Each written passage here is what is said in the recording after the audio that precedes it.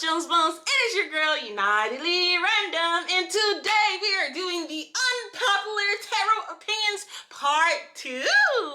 Okay, so I've done this way back when. If you guys haven't seen the first one, I'll link it up above. Maybe, maybe not. I always really forget to do these things. However, before we get into the video, you know we gotta do our shout out to our members, the members of this channel, which would be Araceli Espinoza and Cool Breeze. Thank you so much for being a part of this channel.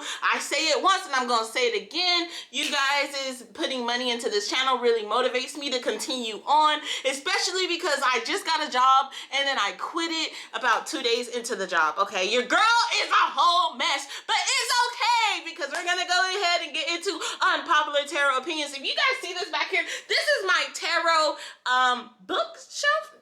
This is my tarot shelf, okay? And I want to show you guys my tarot shelf in one of these videos. So let me know if you guys are interested down below, and we will go ahead and look at the decks, all of the decks that I have, not open them up, but just show you how I have everything set up over there. But now we have to go ahead and get into this video right after this intro. It was at this moment that he knew. He fucked up. Yeah. So I have all of the prompts down on my phone, so I might be looking down, or I might just edit it. I probably will edit it out. Forget what I just said. So anyway, we're gonna start off with the age-old question that guidebooks are a must.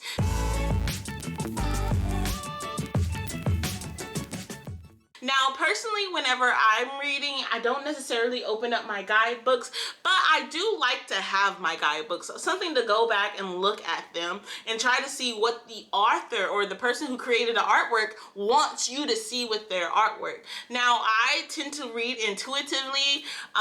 It's just because there's a lot going on in my head and I don't have a lot of space for memories, okay? And so I have a bad memory, and because of that, it's really important for me to just be able to look at a card or take some type of message from that card instead of having to open up the books. However, if you guys remember when I first started doing tarot readings on my YouTube channel, your girl would pull out the book for everything, okay? I literally would pull a card and I'd be like, well, here's what the book says. And it had nothing to do with my personal feelings about what it was saying. It was just like, this is what the book says, and bada boom, and that was a reading. And I think that to a certain extent, I think that that was a fun way to get to know the cards and get a little bit more comfortable with reading. But guidebooks are not necessarily a must, except if you have a book or a tarot deck that is heavily influenced by storytelling, okay? For example, give me a second, I'll be right back. And I am back, and I went to go get this tarot deck right here. This is Tarot of the Divine. I showed you guys, but this is based off of deities, folklore, and fairy tales. So if you don't know the fairy tales, if you don't know the stories, I feel like that has something to do with really reading with these cards. And that is why I don't really read with these cards too much. I don't know all of the stories, and it comes with a storybook. So I thought that that would be a great thing to get and start to read. My friend Antoinette from high school, she bought this deck and she couldn't necessarily connect with it. I think she was really looking forward to the storybook that came with it. So she gave me the deck and she kept the storybook. Now, the storybook isn't necessarily a guidebook because it does have like a little guidebook inside of it. However, I guess it still counts, right? It had a little guidebook, but the little guidebook kind of just only gives a little bit of the information because the storybook has most of the information, right? And so I consider the storybook also a guidebook for this, and I think that it would have been important for me to go ahead and get that. That's why it's on my wish list. I'm gonna get it one of these days. I am definitely going to get it and read it, and then we will be seeing me use these cards a lot more on my channel, which you guys haven't seen me use cards in forever. It is what it is, but I am trying to get back into doing Tarot and Tea Tuesdays, and also just working on doing readings. I wanted to take a time off and just kind of focus on healing me, and like during that, like I feel like I've grown and learned so much about myself. And one of the things I learned about myself is I will ramble if I let myself. So let's go ahead and move on to the next one.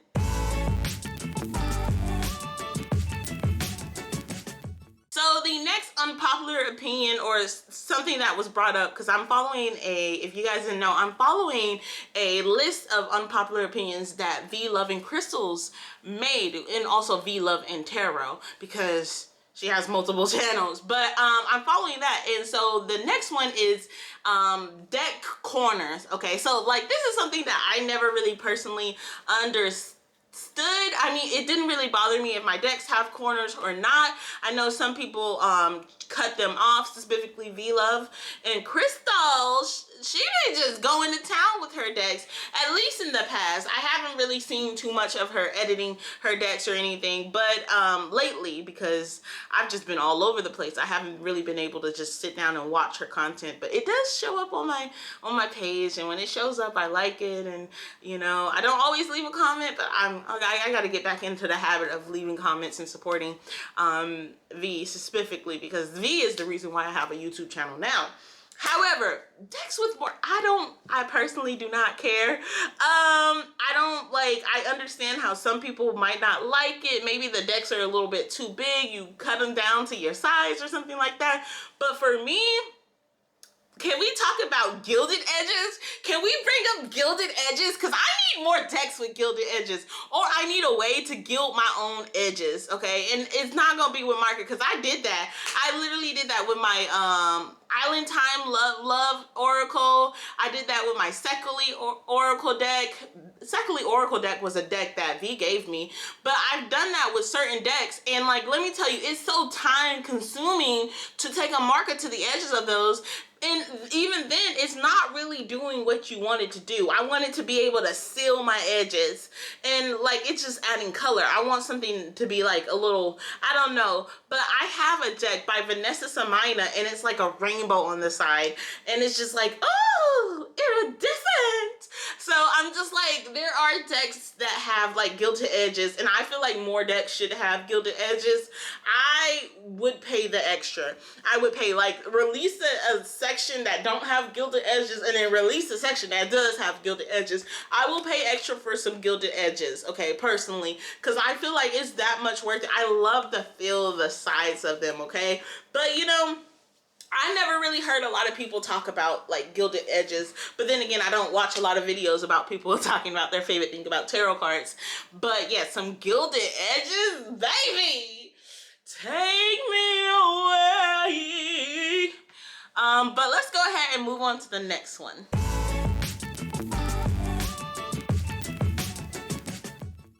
Okay, so the next one is talking about how you must have lavender. See, this is the, like, when I saw this deck, like when I saw this video from V, I was like, must have lavender. This is like the first time I ever heard of like must have lavender and stuff like that. I personally, I think I have basil. I have a lot of things, you know, a lot of things that I don't really touch. So personally, I don't feel like, I don't know. Am I the right person to say this? I feel like you can make what you're going to make of your spiritual journey, right? And for me, I don't need lavender to be a part of my spiritual journey. However, I really do love some sage. Okay, let me tell you, I love the smell of sage, Palo Santos, and I'm starting to hear that, you know, it is bad of us to use Palo Santos and sage. I think I'm gonna go for it and continue to use it because I'm a badass. But also, I want to make sure that it's ethically sourced and things like that. So I will take those precautions. However, y'all can't stop me from the first time I lit up some Palo Santos and smelt it. It was done with, okay? I don't buy it all the time. However, I do not want to just stop using it because of some people, but I guess I won't be very public with using, I don't know how to say it, because I know that some people were like, oh yeah, don't use Palo Santos, you know, it's racist, and I'm like, oh no, you know what I'm saying? I don't want to be bad, but I don't want to be good either. So, I think that at the end of the day, it's how you make your own spiritual journey. I think that there's a lot of guides and how people do this and how people do that. But just like Christianity, everybody's going to do it differently. And for me, I personally do not make, like, I don't do a lot of spells. The way I do my spirituality is more so intention setting. And like, I like tarot cards, I like oracle cards, and I do feel like that I'm getting messages from the universe and stuff like that. But still, I think that the way I interpret tarot and oracle, the way I interpret all of these things can be very different than how someone else would interpret them. And so therefore, I don't know, you know, everybody look into it. Find out what you like about it. And then if you like it, do it. You know what I'm saying? But, yeah, I don't know. I really don't know. Unpopular opinion. Everybody wants to do it right and nobody knows what they're doing. How about that? Throwing out shots.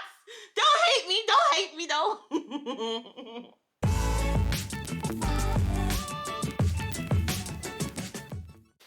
And moving on. So there's also this idea that your first tarot deck should be gifted. And I've heard about that before I even got my first tarot deck. I've heard about that. And even then I was like, I'm going to buy my first tarot deck. I'm going to get my own tarot. The first tarot deck that I think was actually gifted to me, dang, I can't even remember the first tarot deck that was actually gifted to me. But let me tell you, I had tarot decks and a bunch of oracles before I got my first gifted to me tarot deck. I think that that's not necessarily the way to go, personally, especially if you're in an environment where the people around you don't even use tarot cards.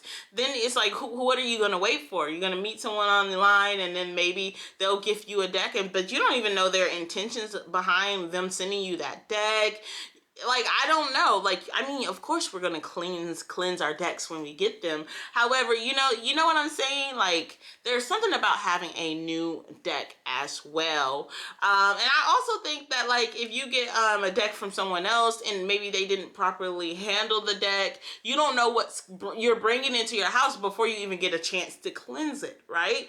So I don't necessarily agree with your first deck having to be gifted to you. I think we live in the 2020s, you know what I'm saying? And so, like, I think that maybe in the past there was more of a pressure, more of a desire, you know, to be like kind of brought into this group, but like everybody's doing it differently now. Like I said earlier, you know, spirituality, religion, everybody does Christianity differently, you know, and I feel like this is also another thing that people are going to do differently. And I don't think there's anything wrong with it as long as you are not hurting people, okay? And also, on another note, this is just a complete tangent. Stop doing, well, not stop doing dark magic, but like I just personally would not do and I don't know why they call it dark magic, but specifically hoping that for the downfall of others and just throwing, I feel like that's negative energy that you're throwing out. So like, if you do that, like, just take all that energy where you're hoping for other people to have like a sucky life and put it towards you having a better life, I think would be a better way to spend your energy, right? Because like, once you start going down a cycle of just anger, what's going to pull you back out? That was completely random, but let's go ahead to the next one.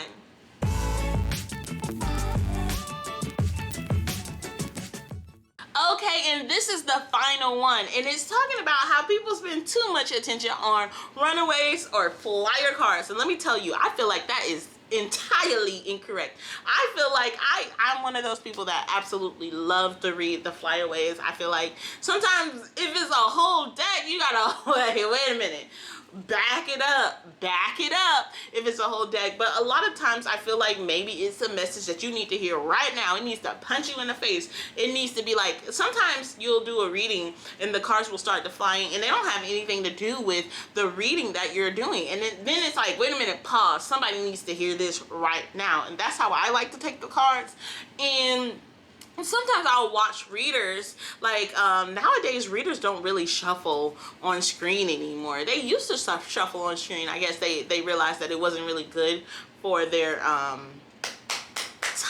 timing, you know what I mean? People probably skipping, they just want the message and stuff like that. However, in the past when people used to shuffle on screen, when they would drop cards, I'd be like, ooh, what does that say? And they wouldn't even tell you, like they wouldn't give you that information. And so I think that was like a kind of not even like uncomfortable, but it was kind of like a moment, you know, when people would do that. And so now I'm thinking that, you know, I noticed that some people don't really read flyaways. Some people, they're like, look, me and my deck had a conversation. And I feel like if you and your deck have a conversation or you come to an understanding, like this is not how we're going to do it, then okay, that's you. But I think that there should be, like, if so, like, I'm going all around the world, but what I really want to say is if you don't like when people read flyer cards, there's hundreds and hundreds of tarot readers out here that do not read flyer cards. You know what I mean? So you can find someone who really fits your need with as many people. Like at this point, it feels like the pool is getting oversaturated. You know what I'm saying? I pulled out a long time ago and I'm thinking about dipping my toes back in, but it seems like the pool is very oversaturated. And so at this point, you can find anyone for you. If you want like love readings, you don't have to go to someone who always does videos about career. You can go to someone that's talking about love. You know what I mean? So I don't know. I think that flyer cards, for me, they're not a bad thing. I wish people would read them more. I wish that people would get back into the habit of shuffling. But then, you know, it's a stylistic choice.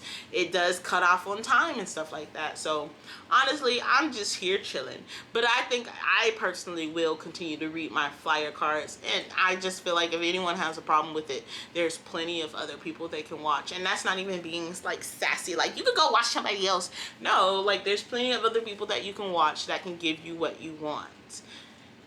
But I love me some fireflies. Do you not believe your eyes? 10 million flies. Somebody go listen to Owl City. Is it Owl City? I don't know if it's Owl City. Anyway, much love and positive vibes. Thank you for coming and hanging with me for part 2 of Unpopular Opinions, okay? And I guess it was pretty chill. I'm sitting so close to the camera, I don't think I can like edit.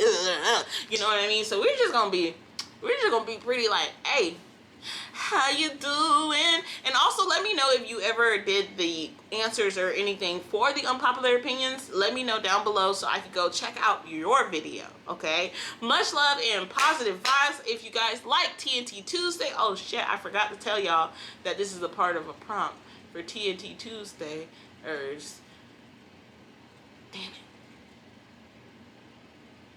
I gotta get better. I gotta get better at this.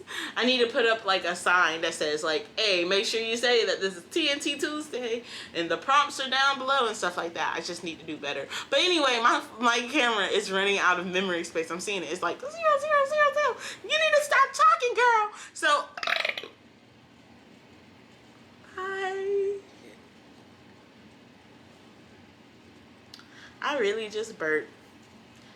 I don't know how I got married. Gosh.